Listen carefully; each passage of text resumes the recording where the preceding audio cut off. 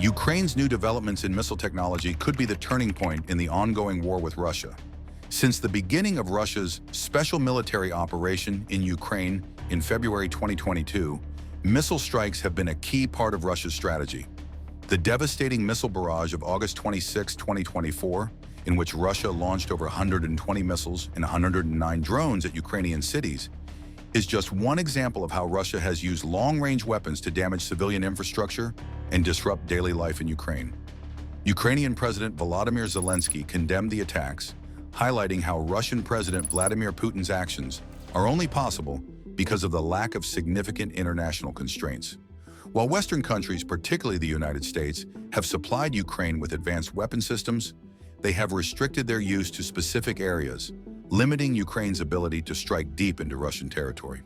The missile barrage on August 26 was significant not only for its sheer scale, but also because it underscored the imbalance in firepower between the two countries. Throughout the war, Ukraine has been largely reliant on its anti-air defenses to intercept Russian missiles and drones, successfully destroying thousands of them, but still unable to fully protect itself from the sustained onslaught. This reliance has been partly due to the restrictions placed on the long-range weapons provided by Ukraine's allies, which, while capable of reaching Russian territory, have not been allowed to be used offensively against Russian cities or military installations deep within Russia. Despite Ukraine's advances in defending against these attacks, the need for offensive capabilities to target Russian infrastructure has become increasingly clear. Zelenskyy has continuously called for permission to use the weapons provided by its allies to target Russian cities, arguing that this would motivate Russia to seek peace.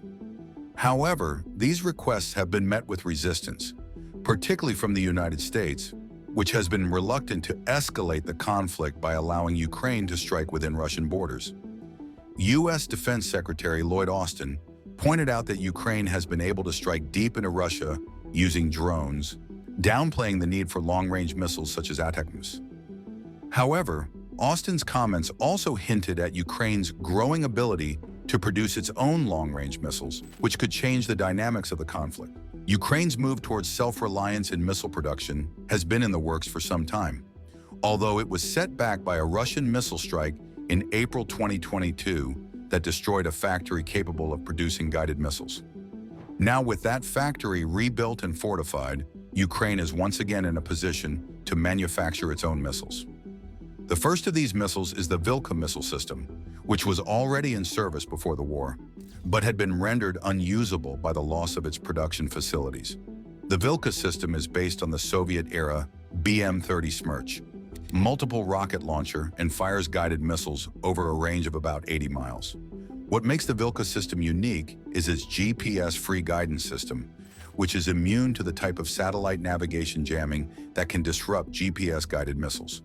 It is versatile and capable of carrying several types of warheads, making it an effective weapon for targeting Russian forces. The second missile system that Ukraine has developed is the Neptune cruise missile. Originally designed as an anti-ship missile, the Neptune gained international recognition when it was used to sink the Russian cruiser Moskva early in the war. Since then, Ukraine has been working to extend the missile's range and modify it for use against land targets. The latest version of the Neptune has a range of around 248 miles, significantly increasing its potential to strike Russian military installations, even deep within Russian territory.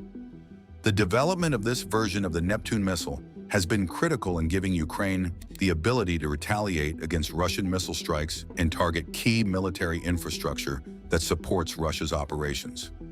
The Platonista missile drone hybrid is a groundbreaking development in Ukraine's growing homemade weapons arsenal.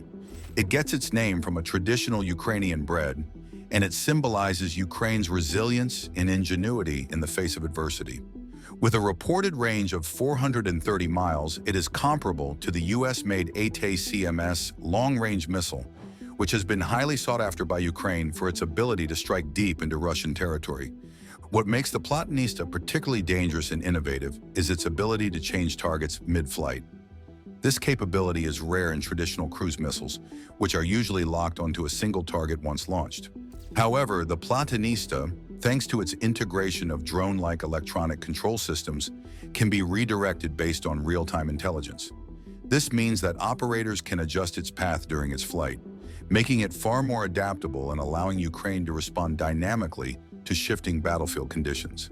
By combining the explosive power of a missile with the flexibility of a drone, the Platonista provides Ukraine with a strategic edge, enabling it to strike Russian military installations with precision and adaptability. This marks a significant step in Ukraine's ability to challenge Russia's military advantage, potentially shifting the balance of power in the conflict.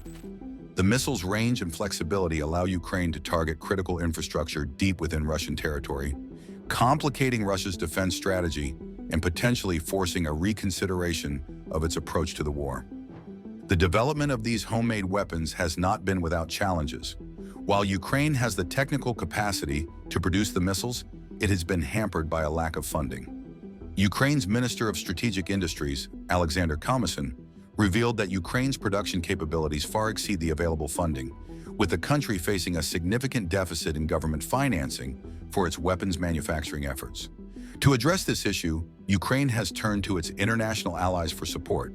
Denmark in particular has stepped forward to provide financial assistance through the ZBOYRE Manufacturing Freedom Project, which aims to raise $10 billion for Ukrainian arms development by the end of 2024. Denmark's contribution of $28.5 million is a small but important step towards making Ukraine self-sufficient in missile production. Denmark's support has come in the form of direct procurement from Ukrainian manufacturers, which will allow Ukraine to scale up its production efforts without relying on external weapon supplies. This arrangement provides Ukraine with a degree of independence from its allies, enabling it to build and use its own missiles without having to seek permission from other countries. It also circumvents the political concerns that have prevented Ukraine's allies from allowing the use of their missiles in Russian territory, giving Ukraine a critical tool in its fight against Russia. For Russia, these developments pose a significant threat. The homemade missiles being developed by Ukraine are capable of striking deep into Russian territory, including key military installations such as airfields and supply depots.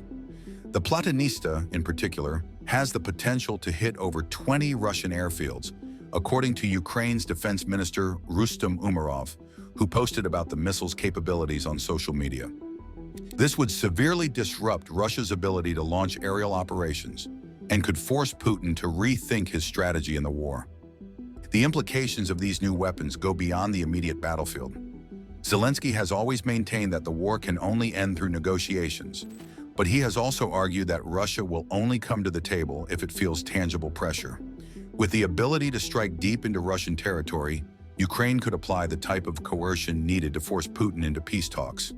This is particularly true if Ukraine's missile strikes begin to target Russian cities and infrastructure, raising the cost of the war for the Russian government and its citizens.